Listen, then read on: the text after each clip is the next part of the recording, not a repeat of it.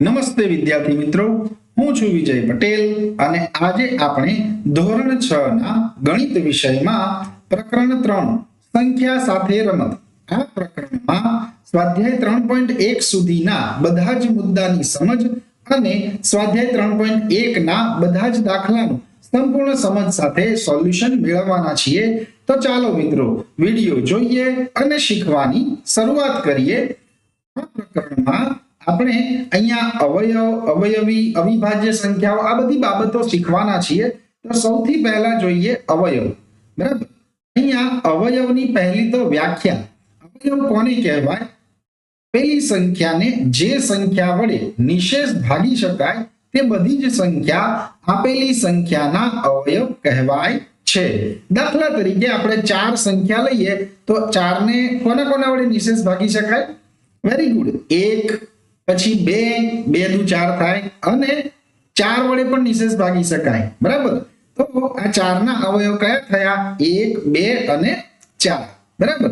હવે આ અવયવ વિશેની બાબતો જોઈએ તો 1 એ દરેક સંખ્યાનો અવયવ છે। આ તમારે યાદ રાખવાનું છે મિત્રો કે 1 એ દરેક સંખ્યાનો અવયવ છે। પછી તો દરેક સંખ્યા એ પોતે પણ પોતાનો અવયવ છે।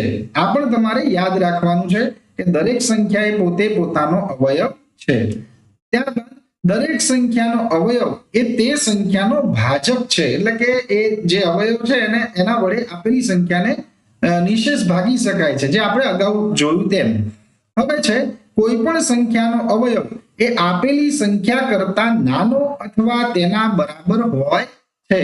એટલે હમણાં જોયું ને આપણે કે 4 ના અવયવ છે તો એ 4 કરતા નાના, એટલે 1, 2 અને 4, તો 1 અને 2 4 કરતા નાના છે અને 4 એ પોતે 4 જેટલા છે। એટલે એ બાબત અહીંયા સમજીએ કે કોઈ પણ સંખ્યાનો અવયવ એ આપેલી સંખ્યા કરતા નાનો અથવા તેના બરાબર હોય છે, બરાબર।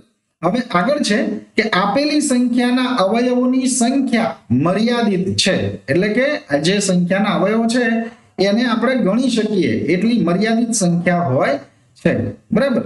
હવે છે, હવે અહીંયા અવયવી જોઈએ આપણે, તો અવયવી કોને કહેવાય? તો કે આપેલી સંખ્યા વડે જે સંખ્યાને નિશેષ ભાગી શકાય તે બધી જ સંખ્યા એ આપેલી સંખ્યાના અવયવી કહેવાય છે, બરાબર।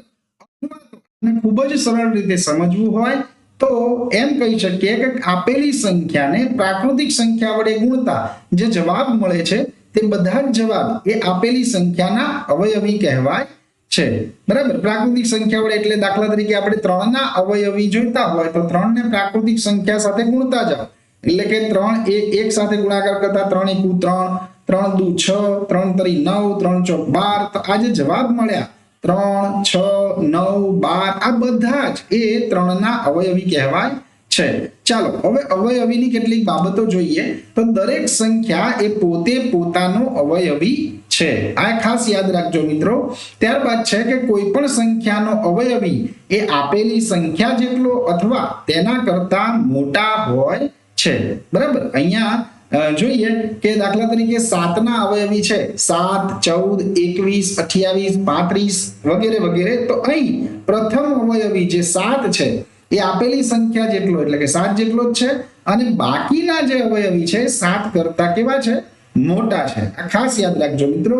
હવે છે કે આપેલી સંખ્યાના અવયવીની સંખ્યા અનંત છે, બરાબર। કોઈ પણ સંખ્યાના અવયવી જે છે એ આપણે ગણી ન શકીએ એટલા, કારણ કે અનંત સુધી સંખ્યા ગુણતા આપણે જઈએ તો કેટલા પણ અવયવી મળી શકે છે। હવે આગળ જોઈએ તો જે સંખ્યા માટે તેના બધા અવયવોનો સરવાળો તે સંખ્યા કરતા બમણો થાય તે સંખ્યાને સંપૂર્ણ સંખ્યા કહેવાય છે, એટલે કે પરફેક્ટ નંબર। આ મિત્રો ખાસ જાણવા જેવી વાત છે કે જે સંખ્યા માટે તેના બધા અવયવોનો સરવાળો તે સંખ્યા કરતા કેવો થાય? બમણો થાય। એટલે એક ઉદાહરણ વડે જોઈએ તો અહીંયા દાખલા તરીકે 28 ના બધા જ અવયવો આપણે લખીએ તો 1, 2, 4, 7, 14 અને 28 આ બધા 28 ના અવયવ છે। અહીંયા જે પ્રમાણે કહ્યું છે એ પ્રમાણે આ બધા જ અવયવોનો સરવાળો કરતા 1 + 2 + 4 + 7 + 14 + 28, તો આ સરવાળો તમે કરશો તો જે 56 થાય છે, બરાબર. હવે આ 56 એટલે એ 28 ના બમણા છે. આમ 28 એ સંપૂર્ણ સંખ્યા છે, પરફેક્ટ નંબર છે. બરાબર, આ રીતે. હવે આગળ સ્વાધ્યાય 3.1 ના પ્રશ્નની ચર્ચા થવા જઈ રહી છે મિત્રો. ખાસ ધ્યાન આપજો. જોઈએ, પ્રશ્ન 1 છે કે નીચેની સંખ્યાઓના તમામ અવયવો લખો. બરાબર, વિશે આપણે સમજ મેળવી જ છે. ચાલો જોઈએ. એ એટલે કે 24 ના બધા અવયવ આપણે લખવાના છે. તો 24 ને કઈ કઈ સંખ્યા વડે આપણે નિશેષ ભાગાકાર કરી શકીએ છીએ? તો સૌપ્રથમ એક તો આવશે જ, એટલે એક એ તેનો અવયવ છે. બરાબર. ત્યારબાદ 2 વડે ભાગાકાર થઈ શકે. હા, 12 2 24 થાય એટલે 2 પણ આવશે. 3 વડે તો હા 3 8 24 થાય તો એ પણ આવશે. 4 વડે 4 6 24 થાય એટલે 4 પણ એનો અવયવ છે. બરાબર. 5 વડે 24 ને નિશેષ ભાગી શકાય નહીં, માટે એ નહીં આવે. 6 વડે 6 ચોક 24. બરાબર. 7 વડે નહીં થાય, 8 વડે થશે એટલે 8 3 24. ત્યારબાદ 12 દુ 24. બરાબર, આ રીતે થાય. અને છેલ્લે 24 એકુ 24. તો આમ 24 ના બધા અવયવ જે છે તે આ છે: 1 2 3 4 6 8 12 અને 24. ઓકે. હવે બી જોઈએ. 15 ના બધા અવયવ આપણે લખવાના છે. તો 15 માટે આપણે જોઈએ 1 વડે એને ભાગાકાર કરી શકાય. 15 એકુ 15. 1 15 15 એમ પણ થઈ શકે. 2 વડે એને નિશેષ નહીં ભાગી શકાય. 3 વડે 3 પંચા 15 થાય છે. બરાબર. 4 વડે નહીં, 5 વડે 5 તરી 15 એમ થાય છે. બરાબર. અને છેલ્લે 15 વડે. તો આ 15 ના અવયવ છે 1 3 5 અને 15. બરાબર. હવે સી છે 21 ના બધા અવયવ. બરાબર. તો અહીંયા 21 ના અવયવ લખવા માટે સૌપ્રથમ એક તો આવશે જ. ત્યારબાદ 2 વડે 21, 2 ના ઘડિયામાં 21 ન આવે. 3 વડે 3 સત્તા 21 થાય. એ જ રીતે 7, તો 7 વડે પણ એને ભાગાકાર કરી શકાય નિશેષ. અને છેલ્લે 21. બરાબર. તો આમ 21 ના બધા અવયવ જે છે એ 1 3 7 અને 21 થાય છે. ત્યારબાદ ડી છે 27 ના બધા અવયવ. બરાબર. તમારે આ જ રીતે ઘડિયા બોલીને ઝડપથી તમે એનો ઉકેલ મેળવી શકો છો. તો સૌ પહેલો અવયવ 1. ત્યારબાદ 2 વડે ન આવે કારણ કે એકી સંખ્યા છે. 3 વડે 3 9 27 થાય. 4 વડે પણ નહીં આવે. 5 વડે નહીં, 6 વડે નહીં, 7 વડે નહીં, 8 વડે નહીં અને 9 3 27 થાય છે. ત્યારબાદ કોઈ પણ ઘડિયામાં ન આવે, માટે 27 વડે ભાગાકાર કરી શકાય. તો આ 27 ના બધા અવયવ છે 1 3 9 અને 27. ઓકે. હવે આગળ જોઈએ ઈ. તો 12 ના બધા અવયવ આપણે લખવાના છે મિત્રો. તો 1 12 12 થાય. બરાબર. 2 6 12 થાય. 3 ચોકુ 12 થાય. 4 તરી 12 થાય. 5 વડે નહીં થાય. 6 દુ 12 થાય. બરાબર. અને છેલ્લે 12 એકુ 12 થાય. બરાબર. એટલે 12 ના બધા અવયવ છે 1 2 3 4 6 અને 12. એ પછી છે 20 ના બધા અવયવ. બરાબર. તો 20 ના અવયવ જોતા 1 વડે એનો ભાગાકાર થઈ શકે, માટે 1 2 10 20 થાય. 3 ના ઘડિયામાં 20 નથી આવતા. 4 પંચા 20 થાય. 5 ના ઘડિયામાં 5 ચોકુ 20 થાય. બરાબર. 6 ના ઘડિયામાં નહીં આવે. 7 નહીં, 8 નહીં, 9 નહીં અને 10 દુ 20 થાય. અને ત્યારબાદ સીધા જ 20 21. તો આ રીતે આપણે 20 ના બધા અવયવ જોયા. આગળ એફ પછી જી છે 18 ના અવયવ. તો 18 ના બધા અવયવ માટે લખીએ આપણે. પહેલું આવશે 1. 2 9 18 થાય. 3 6 પણ 18 થાય છે. 4 ના ઘડિયામાં નહીં આવે. 5 ના ઘડિયામાં નહીં આવે. 6 તરી 18 જે હમણાં આવી ગયા તે. ત્યારબાદ 7 નહીં, 8 નહીં અને 9 દુ 18 થાય છે. અને ત્યારબાદ સીધા જ 18. તો આ રીતે 18 ના બધા અવયવ જે છે તે આ છે 1 2 3 6 9 અને 18. ઓકે. હવે એચ છે 23 ના બધા અવયવ. તો તમે મિત્રો જાણો છો કે 23 કોઈ પણ ઘડિયામાં નથી આવતા. એ આપણે આગળ શીખવાના છીએ. અત્યારે એના અવયવ જે છે તે એક તો આવશે જ. બરાબર. કોઈ પણ સંખ્યાના ઓછામાં ઓછા 2 અવયવ તો હોય જ. બરાબર. કયા 2? તો એક 1 અને બીજો અવયવ તે સંખ્યા પોતે. બરાબર. અહીંયા 1 અને 23 એ આ 23 ના અવયવ છે. ત્યારબાદ 36 ના બધા અવયવ આપણે લખવાના છે. તો 36 ના અવયવ લખતા જઈએ. 1 વડે ભાગાકાર થશે. 2 વડે બેકી સંખ્યા છે માટે 3 વડે 12 તરી 36 થાય છે. 4 9 36 થાય છે. 6 36 થાય. બરાબર. અહીંયા 9 પછી 12. આ રીતે કરતા કરતા 18 દુ 36 થાય છે. બરાબર. અને છેલ્લે 36. તો આ રીતે 36 ના બધા અવયવ આપણે મેળવ્યા છે મિત્રો। ખૂબ જ સરળતાથી અને ખૂબ જ સારી રીતે આપણે અહીંયા અવયવ શીખ્યા છીએ। હવે આગળનો પ્રશ્ન જોઈએ તો પ્રશ્ન 2 છે, પ્રથમ 5 અવયવી લખો। જો અવયવી લખવાના છે એટલે કે પ્રાકૃતિક સંખ્યા વડે આપણે ગુણાકાર કરતા કરતા અવયવી લખતા જવાના છે। જોઈએ 5 ના પ્રથમ 5 અવયવી, બરાબર। તો 5 નો એક સાથે ગુણાકાર એટલે 5 એકુ 5, 5 દુ 10, 5 તરી 15, 5 ચોકુ 20 અને 5 5 25। આપણી પાસે 5 અવયવી માંગ્યા છે, માટે 5 સુધી આપણે ગુણાકાર કર્યો છે, બરાબર। આગળ પણ આના અવયવી વધતા જાય, પણ અહીંયા આપણે પ્રથમ 5 અવયવી લખવાના છે, એટલે એ થશે 5, 10, 15, 20 અને 25। ઓકે, એ જ રીતે બી જોઈએ 8 ના પ્રથમ 5 અવયવી। હવે તો તમને પણ આવડી ગયું છે, શું થશે?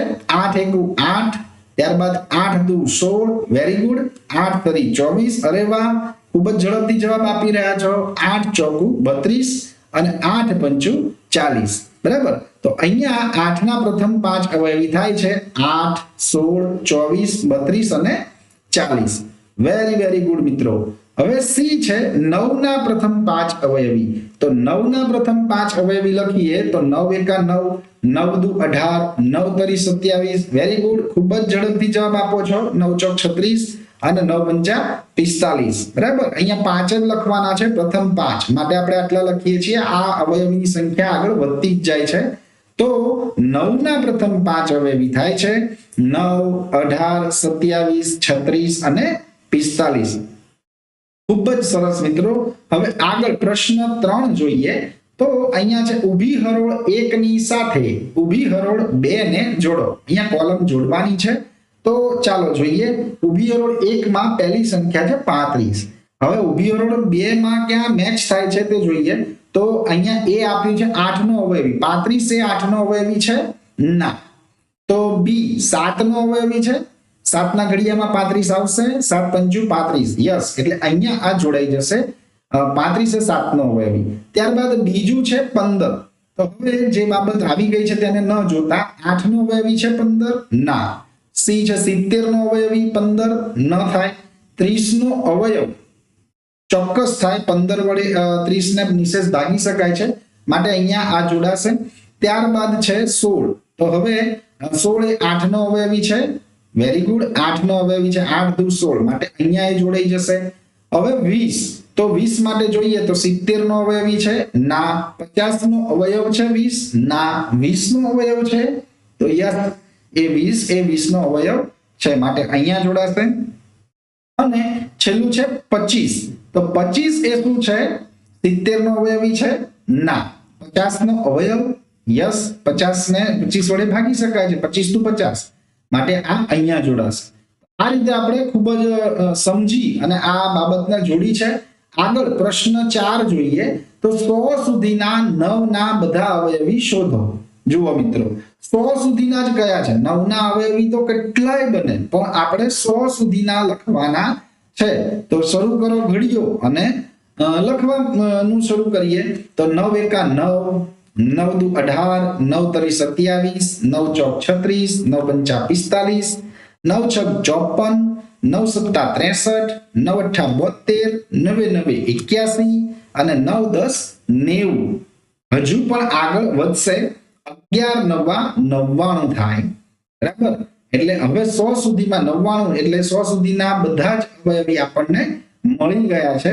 તો મિત્રો અહીંયા આપણે સ્વાધ્યાય 3.1 સુધીના બધા જ મુદ્દા અને સ્વાધ્યાય 3.1 ના બધા જ પ્રશ્નોને ખૂબ જ સારી રીતે સમજ મેળવી છે। તો આ વિડિયો જોવા બદલ આપ સૌ મિત્રોનો ખૂબ ખૂબ આભાર।